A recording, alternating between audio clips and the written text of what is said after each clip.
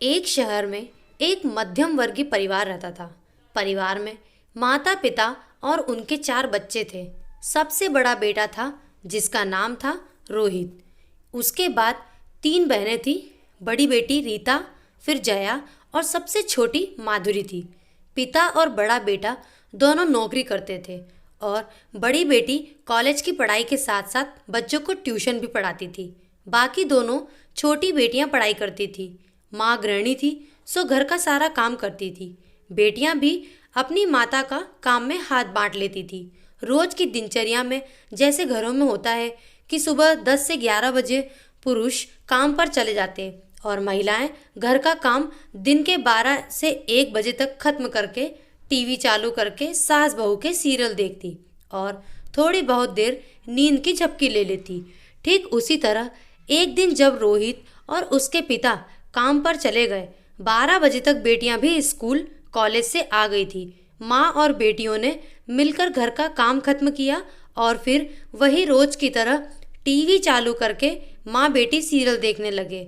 घर का दरवाजा ठीक से बंद नहीं था और माँ बेटियों की आंख लग गई और वे सो गईं। तभी एक चोर उनके घर में दबे पांव अंदर आया और वो धीरे धीरे उस कमरे में पहुंच गया जहां अलमारी रखी हुई थी। अलमारी की चाबी उसे वहीं पास में रखे पलंग पर बिछे गद्दे के नीचे मिल गई और उसने बड़ी ही सावधानी से धीरे से अलमारी खोल ली और उसमें रखे सारे गहने निकाल लिए, जिसमें कुछ सोने के और कुछ चांदी के गहने थे।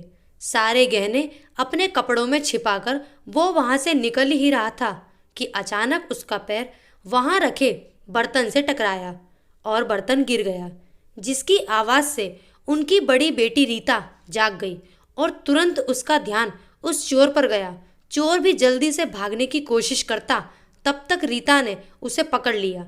लेकिन जब तक उसकी माँ और छोटी बहन आई, तब तक वो रीता को बाहर तक खींच लाया और उसने रीता और उसकी माँ वो छोटी बहनों को डराने के लिए एक बड़ा सा चाकू निकाला। उसकी माँ और छोटी बहनें डर गईं, लेकिन रीता ने उस चोर का हाथ नहीं छोड़ा।